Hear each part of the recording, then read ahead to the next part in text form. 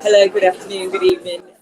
Greetings and salutations. I'm in a pub somewhere in London, and we have today Ray over in the States. We've got Ruth up north with a woolly hat on, and we've got Becky Liggero, who is in a gym somewhere in London as well. So really nice that you could make it today, Becky. I know that you have been flying around all over the place. For people who don't know, Rebecca is a senior anchor and journalist and roving reporter for Coingeek, and she's just flown all the way back from a couple of days in Alexandria in North Africa. So, well, actually, I'm about to go to Alexandria, but I came back. You're about to go.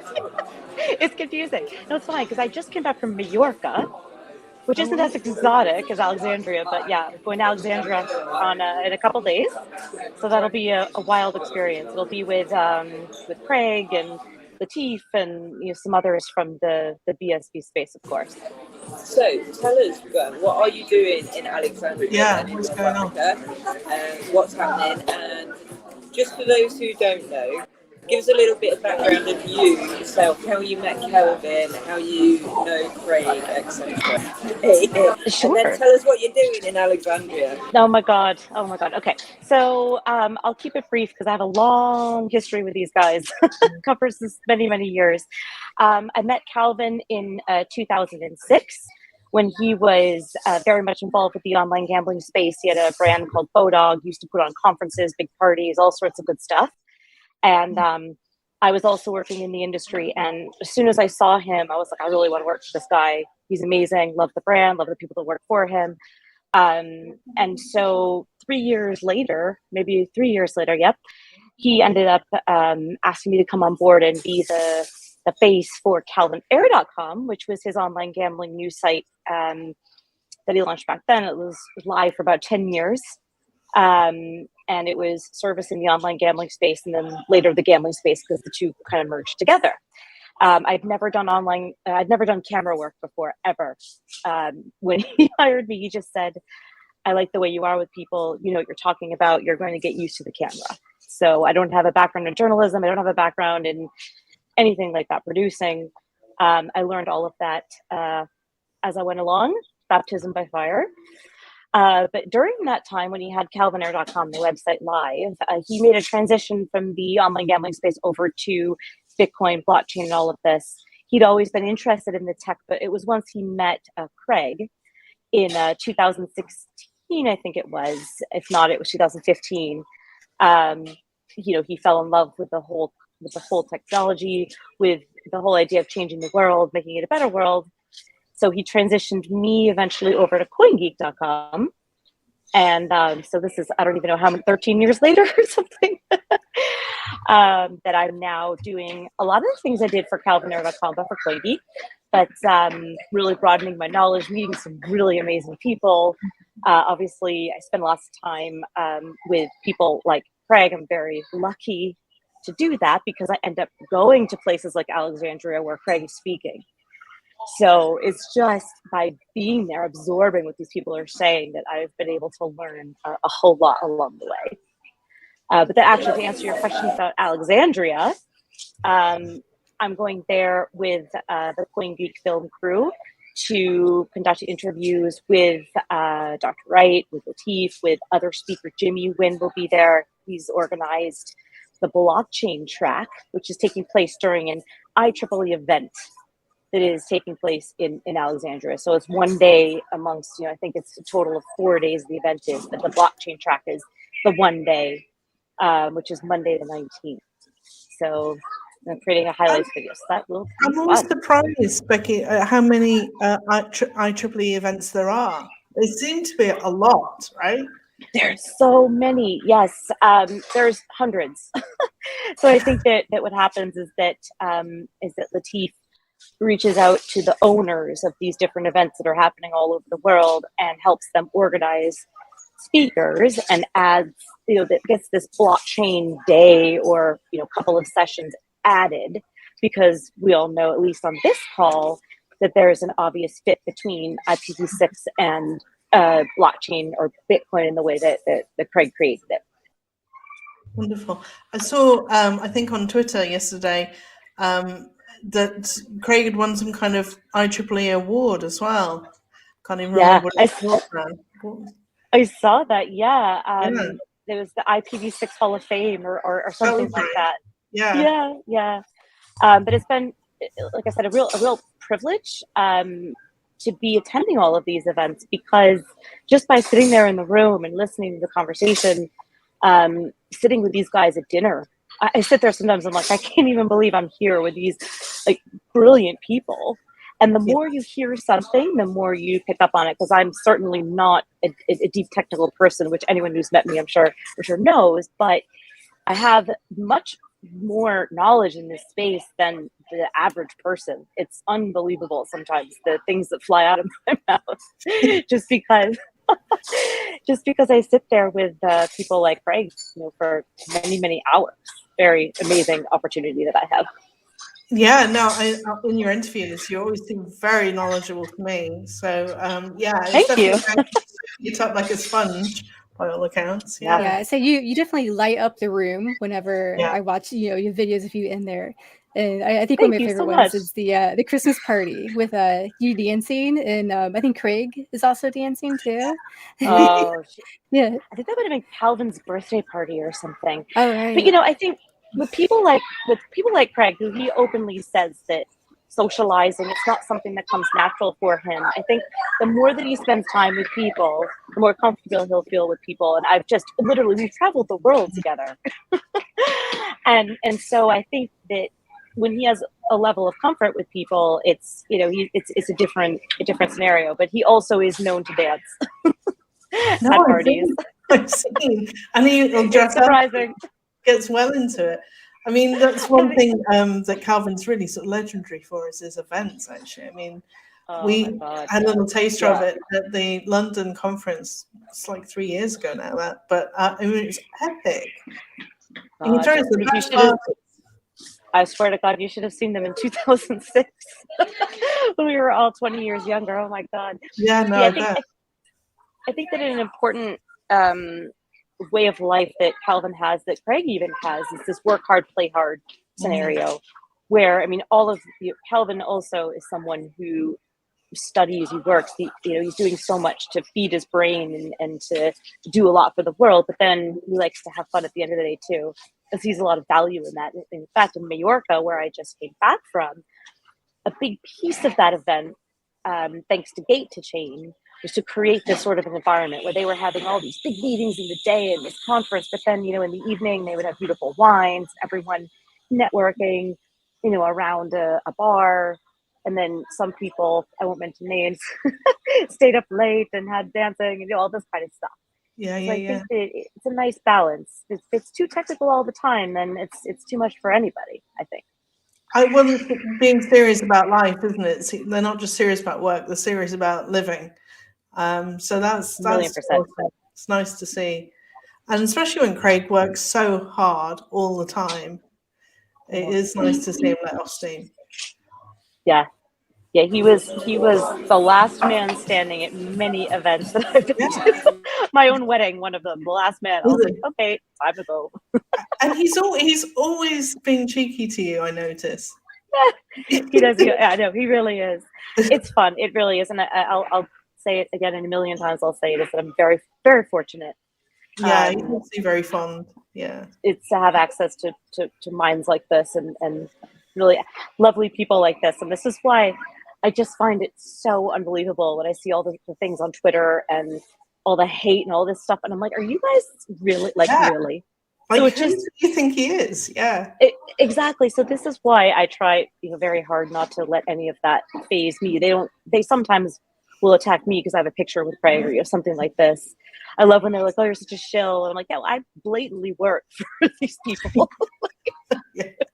I'm literally paid to do this. Yeah. It's not a criticism. But it just shows you how little these people know. Because Craig is a beautiful person. He really is. He can be prickly, but he's a beautiful person. Sure. But I mean, I think he needs to be prickly at times because he's got so much, so many attacks from all sides. It's good that he's got this kind of. I think of him like a conker. He's got like a spiky conker outer shell, but a lovely, beautiful inside. If you see what I mean. Yeah. Totally agree. 100%. 100%. How many places have you visited this year, work-wise? I love that you just asked that because literally right before I jumped on this interview, I'm in the middle of writing my end of year article, which I go through all the places I went to. I want to say I closed the document, but I want to say it's something like 15 or something like this. And so I'll send you the link when it comes live. But it is pretty amazing. I mean, the first one on the list, the 2022, was Saudi Arabia, which, to be honest, was probably my favorite, just because it was so not what I expected in that part of the world. And it's really right. It's the first way, which probably all of you are thinking, is that as a female going there, I was expecting it to be really challenging. Yeah, would worry me. Yeah, it did worry me, but I had the luxury of traveling over there with Dad Wahab. He's with the Bitcoin Association, and he actually has some roots in Riyadh. His father has I think he's there part time, and so Jad was like, no, it's changed a lot in the past couple of years, so you're going to be fine. You just don't wear a skimpy dress or something. Obviously, you can't do that, but you don't need to cover your hair. And now women can actually sit in the restaurant. I know this sounds ridiculous, but it's just a different culture, I guess. You can sit in the restaurant now with the men. They've got women can drive. So they've made quite a bit of progress. There's still a long way to go. But the good news is that that things are changing rapidly, and there are more changes on the way. So, and also I should say, the men there were very respectful of me. No staring, no cat calls, no nothing. Everyone's very friendly, very nice, accepting of Westerners and all this kind of thing. So, very pleasantly surprised there. The other thing that I was really surprised about was just their appetite for new technology there. When I think of Saudi Arabia, I think of oil money, and that basically is it. But my whole opinion now is different because they have they call it the Saudi Vision 2030, which is to move away from the reliance on oil and to move towards this, future technology world. And this is why they're so keen on learning about blockchain tech, and why we had our eyes set on sending people to this conference to speak. Honestly, if you Google NEOM, they're building all these smart cities and all these crazy things you would think is from a sci-fi movie, but it's actually happening now. And I think there's a lot to be done in that part of the world. And they also didn't find that it was this whole war of the protocols and BTC this, like they're not interested so much at all in trading the current. They're not interested in that. They're interested in how can we use this tech to power these cities we're building into, for the IoT world and this sort of thing. Well, this is it. Because they're not going to use anything that doesn't absolutely work, are they? Yeah, because they're too smart for that. Exactly. Basically. It's too much money. Exactly. I mean, we were speaking to Osman a while ago, and they were saying that the line is going to be... Yes, that's exactly what I'm talking about. It's a NEOM. Yeah. I could literally, someone sent me that video, and someone that was on the trip with me, in fact, a couple of weeks later, and I was like, come on, it's a joke. Like, that can't be real. It is real. Yeah, it was absolutely wild. So I think the combination of their focus on all this technology, all the things that they're doing, also with moving forward with human rights or whatever you want to say, and making it a more modern world. Yeah, because they're going to have to if they want people from other parts of the world to relocate there, bring their families there, build businesses there. So a lot of positive things happening there, and I was just not expecting that at all. I was really, really not. So I think that was a super pleasant surprise. Also, Jimmy was there spearheading all the sessions in the group and brought us all together. And you guys know how lovely he is in that regard. So it was we all together, for these dinners, and we went to Jad's father had us all to a villa in the middle of the desert one night. So just really special moments. Wow.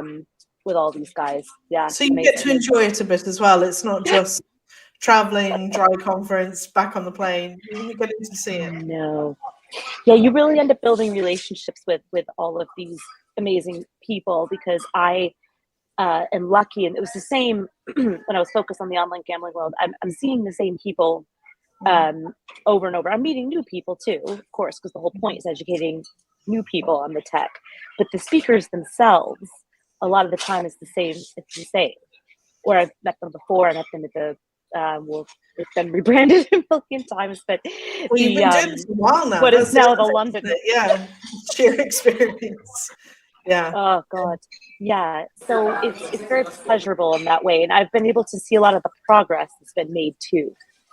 That we've got when we were first going around all of these events, it was maybe hitting a generic blockchain event and just talking to the super fans out there that are just wanting to buy crypto to invest and all this kind of stuff, and just hoping that they would convert or learn that this is not the way forward and they should go this way. But now it's speaking to people like, like IEEE folks and people that are interested in IPv6, IoT, a more appropriate audience, I should say. University students. I know, Diddy, the guys at Exeter, and yeah. They don't need convincing. They just want to learn about what they can do with it. What's the possibilities of it? Yeah. Seeing as you mentioned Exeter, do you want to tell us a little bit about how that went? Sure. Oh, Exeter. I had such an amazing time at Exeter, and I think that the number one reason is because of Professor Jack Rogers, who's just the loveliest human on earth, honestly. He's just a beautiful person. So he organized the event there, and it was Craig gave a presentation.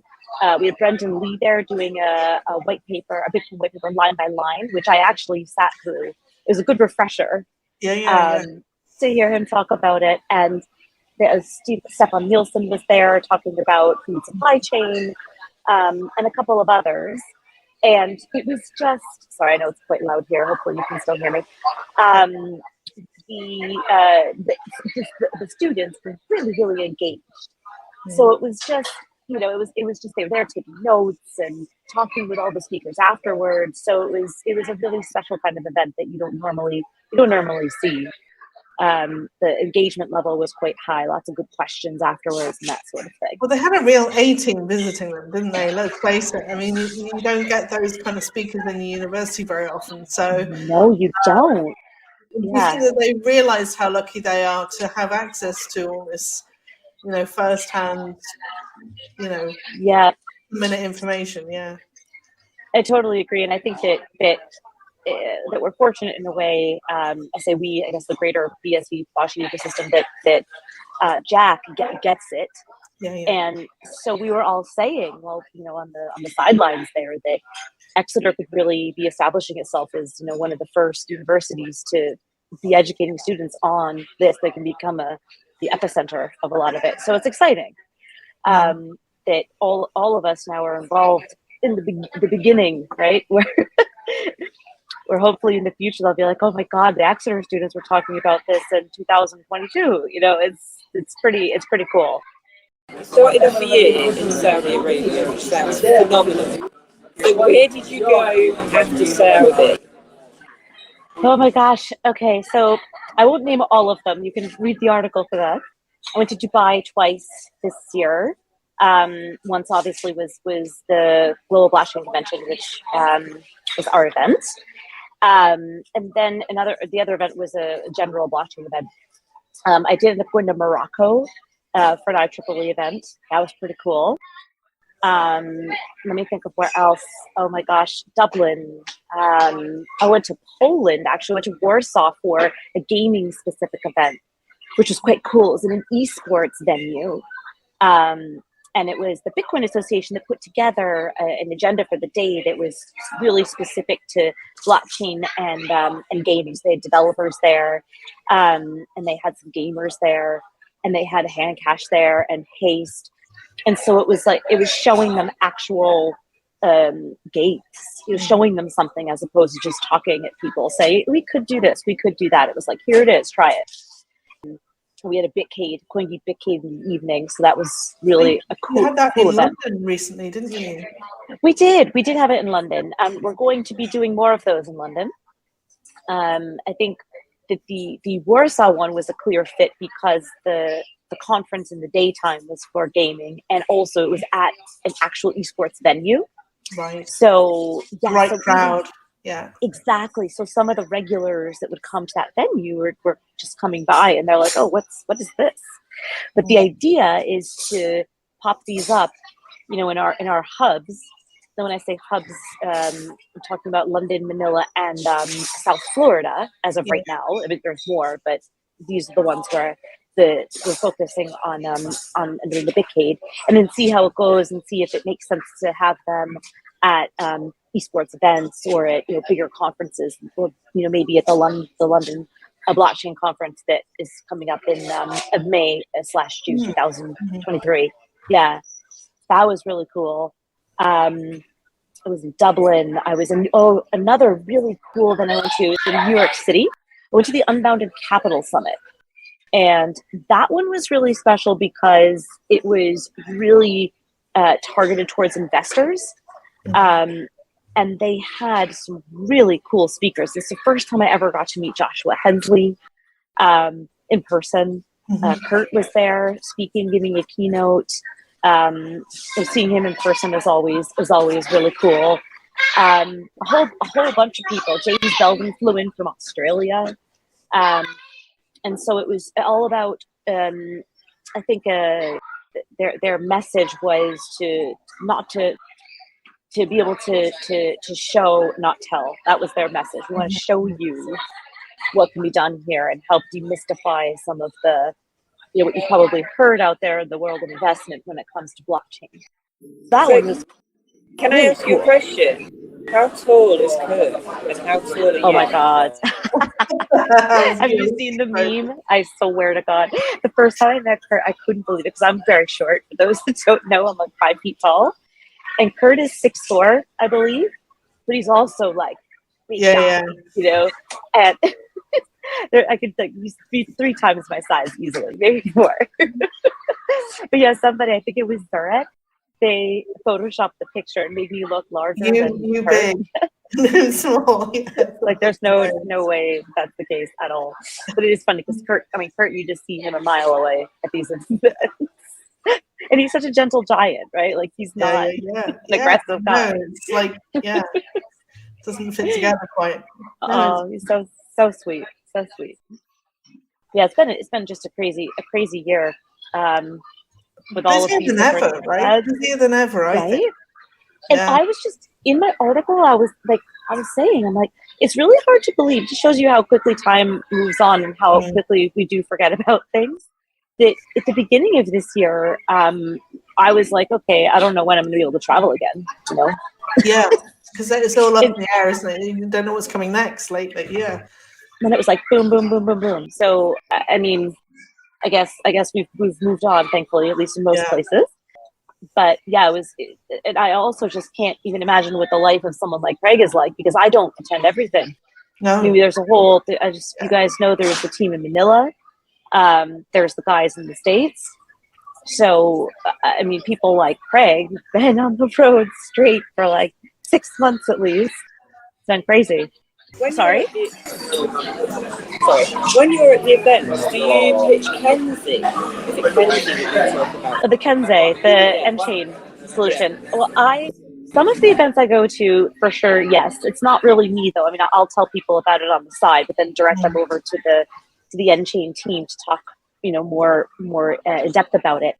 But there were 2 or 3 events this year where the reason why I was there was because of the Kensei solution in particular for the online gambling industry. So there just remind us, because not everyone's going to know, what does Kensei do? What function does it perform? Yeah, Kensei basically is a way to store your data, and so it cannot be hacked, it cannot be manipulated, and so it's really, really good for regulators, for example. And the online gambling industry is highly regulated with a lot of problem gambling and all sorts of things like this, where the regulator will come in, or let's say someone has a gambling addiction and the operator or the online gambling site allows them to play and doesn't properly or put forth all of the restrictions that they have on players that are showing problematic behavior. The regulator might come in and be like, what did you guys do to help this person? And if the online gambling site can't produce the data, showing the emails, the conversations, all this kind of stuff, then the regulator can fine the operator for millions. And so it's not only just to avoid fines, it's also to make sure that there's no funny business happening. But a lot of the time when you have mergers and acquisitions, which is happening a ton in the online gambling space, you've got databases merging and people leaving jobs and like all sorts of stuff happening where you lose data. So along comes Kensei, but it's the way that it's being presented to the online gambling industry is via a solution or a B2B provider that already exists. And Kensei is kind of plugged in the back. So the operator, an example of this is, oh my gosh, I can't believe I'm blanking on it. Paul Foster is the CEO of it. I'll have to pull up my browser. Go on. It's Crucial Compliance. Shame on me. Yeah. Oh my God.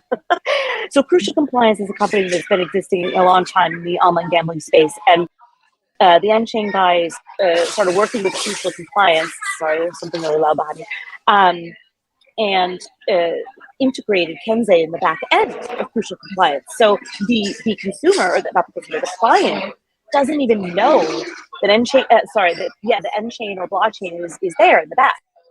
So it's like the most amazing way of utilizing the blockchain. It's not interfering with anything. It's just quietly, kind of. Exactly. Yeah, and that's what I think is important to do interviews like this, because a lot of people in the BSV community only think of just buying and selling, and they don't really think about the technology of what N-Chain and everyone are doing with this, and that's really great work. Absolutely. Yeah, exchanges like FTX really could have done with some Kensei, right? Swear to God, I can't even tell you the number of people, including my mom. She actually sent me a message last night and she was like, is everything okay with Calvin? And I'm like, Mom. I'm like, but Calvin has been saying, and you guys said this on your live stream with Kristen, I believe it was, that this is going to happen. Craig has been saying it, Calvin's been saying it for years now. So I'm like, believe me, it's fine. It's not like he's not going down with yet.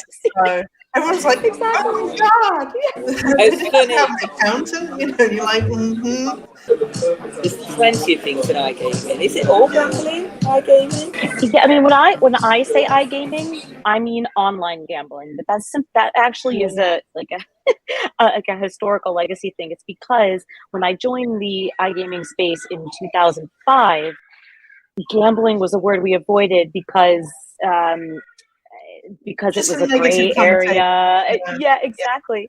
But now when people say iGaming, a lot of the time in our world, they're talking about video games and this sort of thing.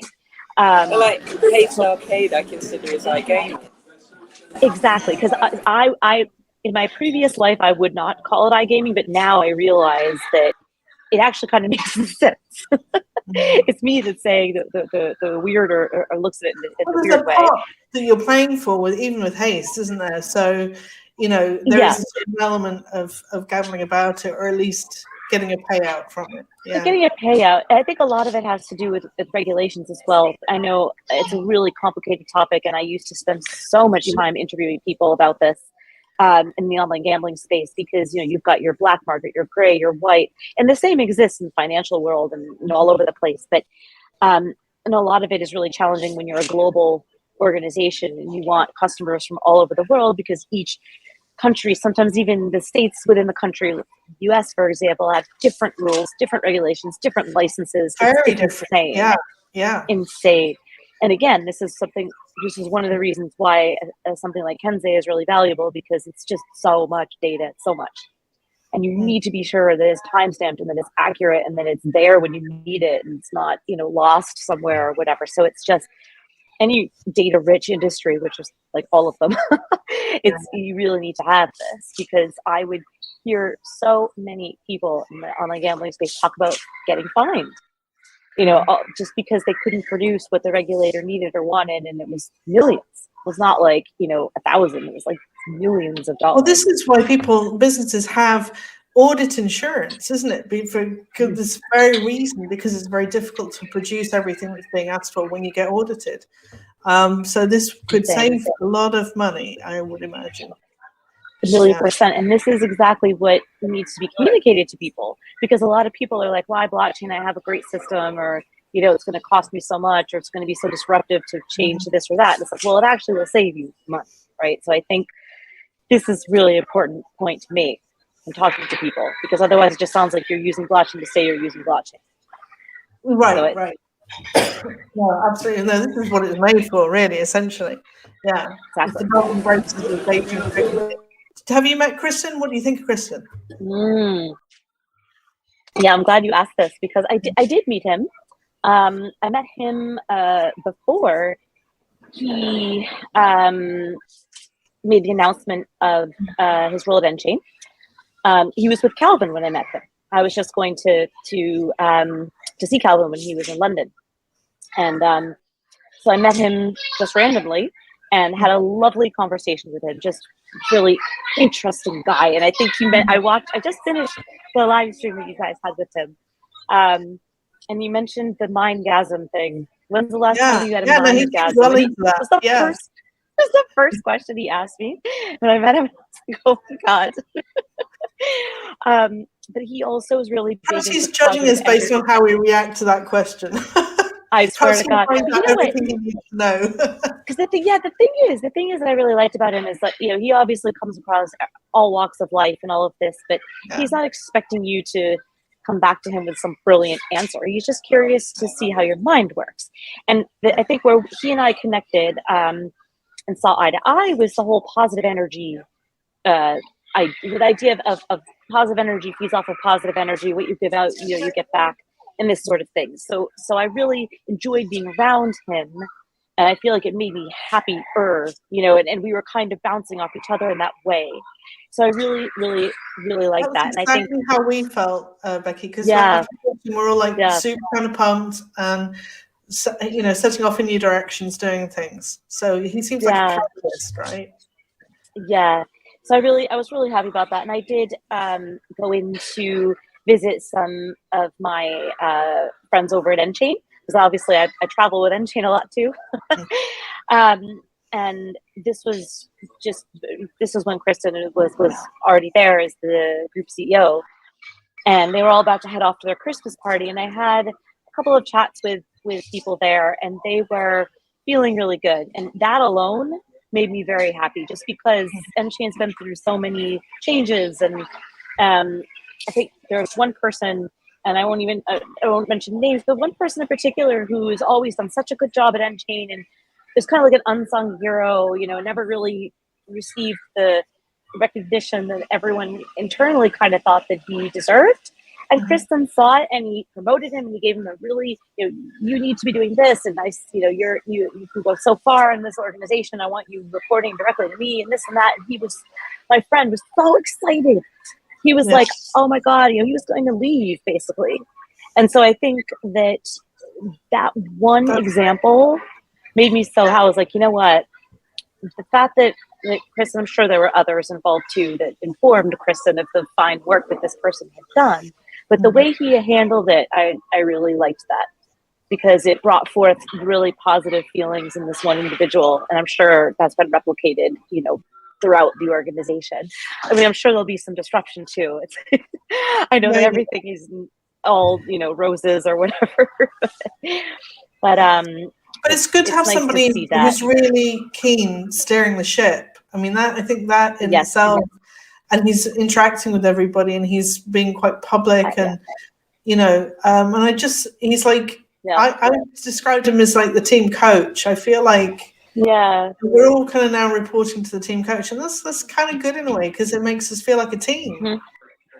Something I like too about him very much is that he's not in it for the money. You know what I mean? I mean, he doesn't need it. And so it's the same with Calvin too. It's a passion. It's a, you know, and it's wanting to make the world a better place, wanting your legacy to live on, and this sort of thing. And I think all of the guys that are leading these organizations are seeing eye to eye on this. There's no one that's in there trying to make $1 million or $1 billion, I guess is more appropriate nowadays. But like $1 million is like nothing. But I think that when you've got people at the top that all feel that way, you know, it trickles down. Everyone's going to feel excited. It's not about money, not about a money grab. So I'm psyched, really. And I live in London too, so I think that it's going to make London a really fun hub for us. Plus, the conference now will be in London every year. We're all thrilled about that. I'm so psyched. I really hope you guys can come. What was the final decision?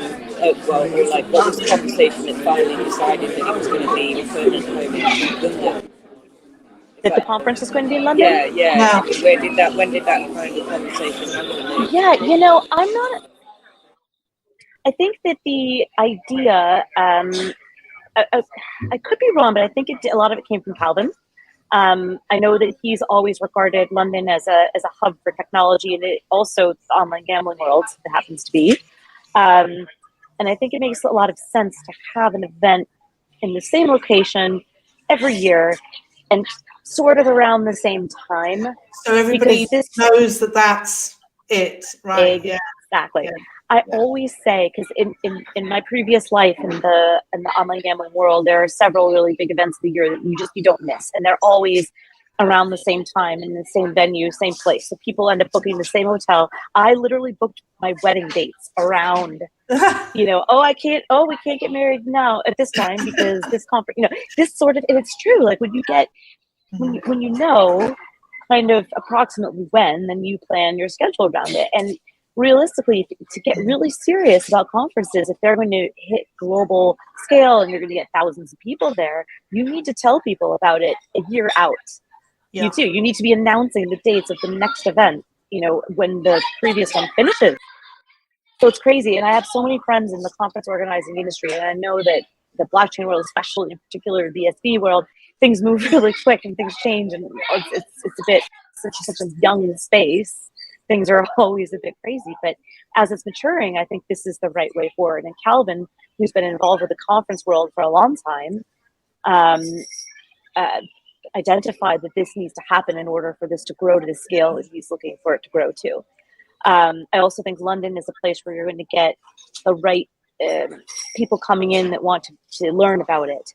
A lot of professionals, technology people, young people, academics, you know, there's quite a large pool here that don't even need to travel on a plane. Yeah, and then you've got the bridge between Europe and America and everything as well. So, yeah. And it's our stomping grounds. I mean, Lightning Sharks, which is the agency that I represent, which is what Coingeek falls under that umbrella. We're all here. We have video teams here. N-Chain with Kristen, he's here. We have, you know, a lot. It's a hub, so it's much easier to put on an event in a large scale when people are physically here on the ground, boots on the ground. I noticed that the conference hall is in Parliament Square, is it, or somewhere around Parliament Square? Yeah, you know what? I probably shouldn't admit this, but I haven't looked up where the location is yet. I think it's it's the Big Ben. It's just around the corner from Parliament. That's great. Yeah, it's a super cool spot.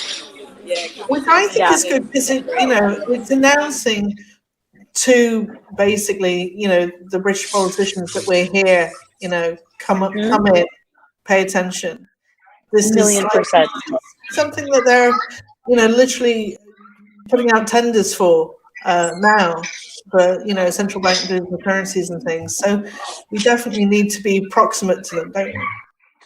Yeah, I'm so psyched, and I can't wait for you guys to be there. I know traveling to all these crazy destinations and having 3 of them a year or something is just hard to justify the budget to travel all around. I know it's expensive. Believe me, I know it's expensive. Yeah. It's tiring as well. I've done it in the past, and you know, when you're constantly traveling all over the world, it's really tiring. So are we allowed to talk about lightning shots and what we did last week? Yeah, so I took a trip down to London, and myself and Becky and Alicia, who is senior researcher at Unchained, it's so lovely. It's an Italian gentleman. Absolutely, I had an amazing whale of a time. It was phenomenal. Charles Miller literally made me feel like I was at home, being on a professional set again, and he's so professional at what he does, and he was really making me laugh. And I just had a really good time. So what do you want to add to this, Becky? Oh God, I explain what you were doing there, right? Because you're not actually said. I said you better explain what you were doing there, because it's very cryptic the way you just described it. You were doing like a quiz, end of year quiz or something. Right? Yeah. So we had it was a Christmas quiz, and so Diddy, Alessio, and I were the guests, and Charles was doling out the questions. Yeah.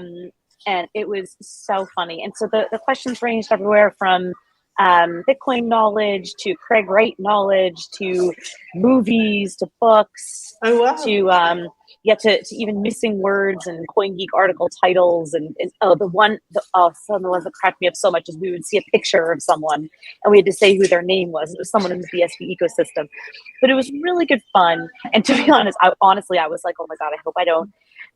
I'm like the worst one by far. But Charles was like, don't worry. And I was like, I got fired. No, I'm joking. But I was like, I think that Charles was like, don't worry, I won't make any of you look stupid. But it was a really fun way to kind of end the year with his show and just a little bit of fun. But also, probably people will learn something. I'm guessing from watching it. It's so funny. It was so good to have you there too, Diddy. Do you know when it's going to be released, guys? Is there a date? It's Coingeek Conversations with Charles Miller. It's his Christmas special, and I think it's the 22nd of December. Am I right? Or is that 1 week from today? Just before Christmas. Yeah, that's like a week today. Yeah, so maybe the 21st, perhaps. But yeah, that sounds awesome. I can't wait to see it. Oh, so funny, honestly. Yeah, that was really, really fun. So I have never traveled over, anywhere else outside of the United States. What kind of pointers can you tell, someone that wants to eventually, go to one of these conferences? Oh my God. Well, London is a good icebreaker for you. Yeah, because you should come, right?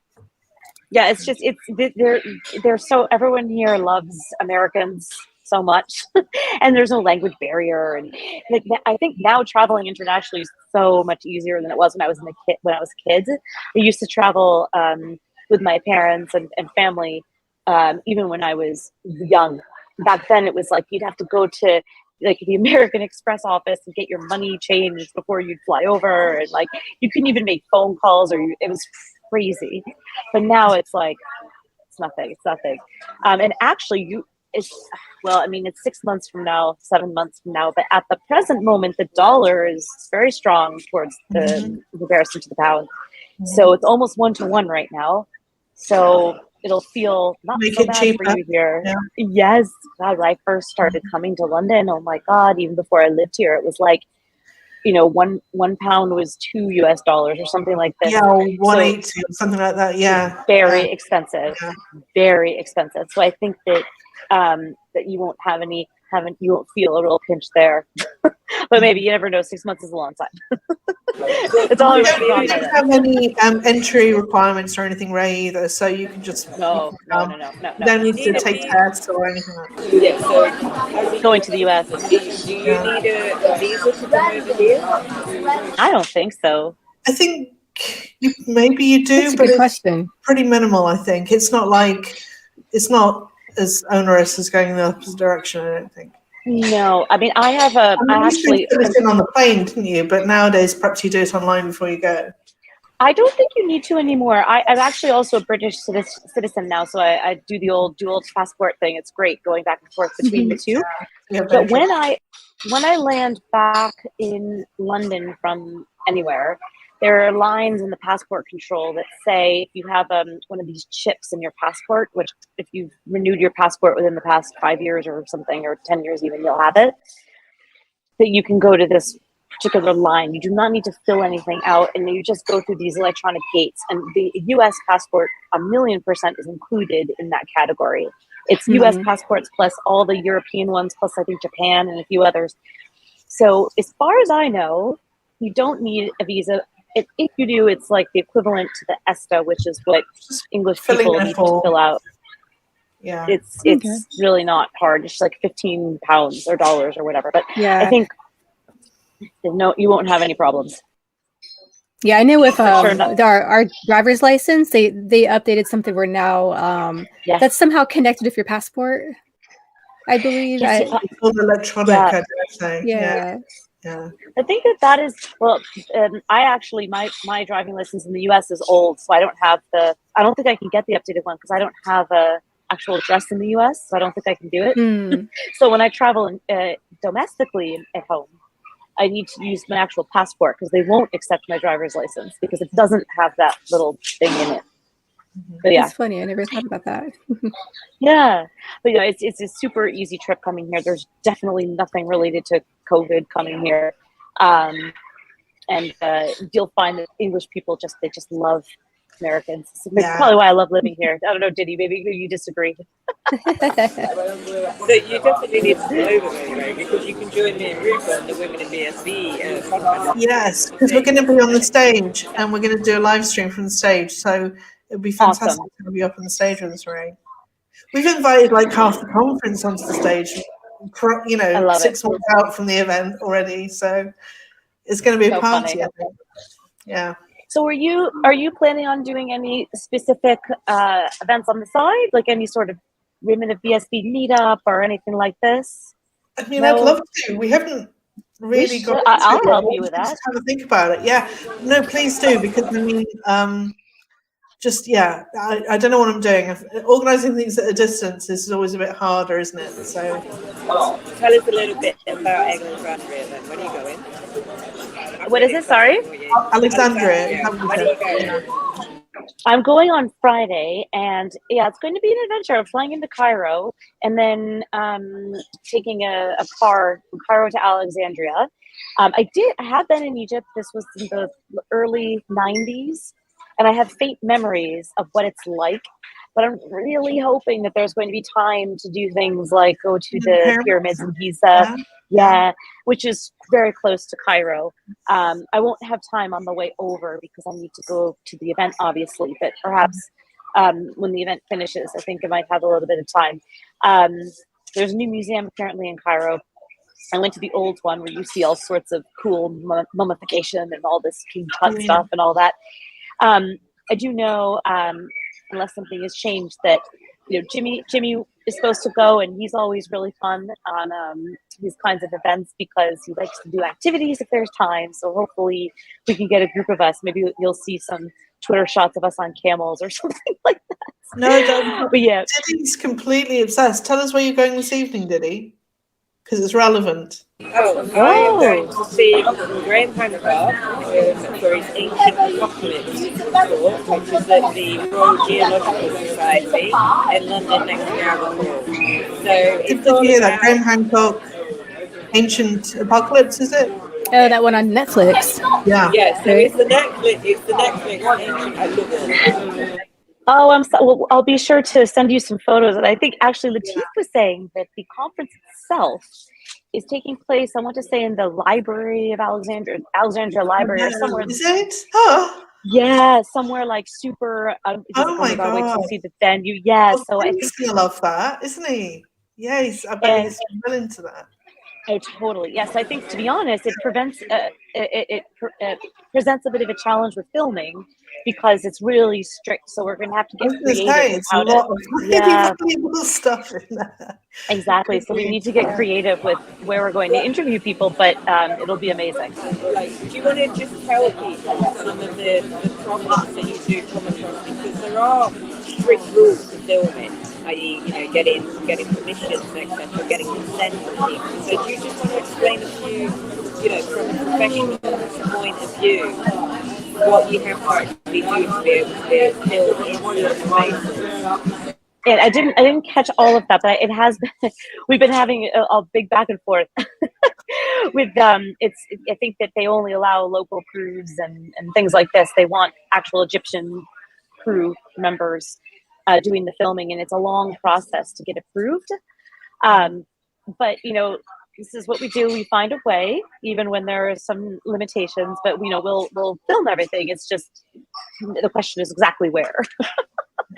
So we are all staying in one hotel all together, so that's pretty cool. I also love when that happens. It's really fun just seeing people in the lobby and having breakfast together and things like this. So we'll find a way, but yeah, it's going to be interesting with the filming. That's what must be so amazing, traveling with Craig, and Calvin and people like that. So they do things properly, don't they? Like, they don't half-ass it. They go and see everything they want to see, do everything they want to do. Must be a great thing to travel with. I was just going to say that for anyone that travels that much, because Calvin travels a lot too, it's just not quite as public as me. You really need to travel in style like that. Otherwise, it just is such a wear and tear.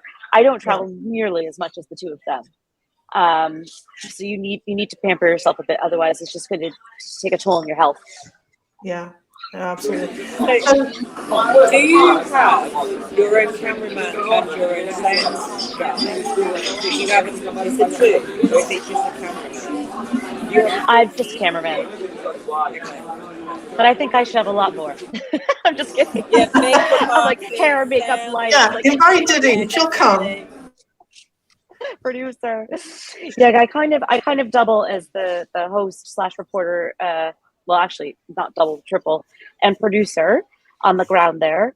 But it's really what we're doing is not sit down in depth kind of stuff. It's more on the fly. We're on the conference floor. I mean, believe me, I'd love nicer lights and things like that, just purely from a diva perspective. But it's fine for what we're doing. To be honest, when you have a big setup, it makes it a lot more complicated when you're in public places. If you're in a studio like Diddy, where you saw in the Lightning Shark's office, then that's a bit of a different story. And Charles has a whole different setup, and I think he actually had some external people come in to help us with the quiz, for example. So we had all the lights, all the cameras. It was a real treat. So the editing will look amazing. Yeah. But not everyone has all those resources, as we all know. But it's been absolutely fascinating talking to you, Becky. I'm so glad we've had you on your own for once, because on live streams and all sorts. But it's really nice to talk to you about all the stuff you're doing. We're absolutely cheerleading you all the way. We think you're fantastic. I'll be really keen. I'm sure we're all keen to see you in May in person. Yeah, I cannot wait. Please reach out well before then, so I can help you guys and help all of us really get all together and find some nice spots. Brainstorming, definitely. Yes. I'd love to help. Yeah, I love how where the blockchain is going. And Becky really covered a lot of that, and especially with Christian, he opened up a lot of. He changed my viewpoint on a lot of things with, of how we work with the blockchain. It's not about just trying to get as much money as fast as you can. It's more about helping humanity, which is very important. Absolutely, and something that Craig's talked about for years and years. But it's nice that he's got Christian on board who's building on it and has the same mindset. It's fantastic. Yeah, it's going to be a great year, 2023. It's going to be an amazing year, I think. It's going to surprise us all, I think. So, anyway. Amazing. Merry Christmas to you all. Thank you guys so much. Yeah, Merry Christmas. Thank you for showing up in gym setting. It was hard work, I know. No, it's fine. Train strikes never, make it easy. No.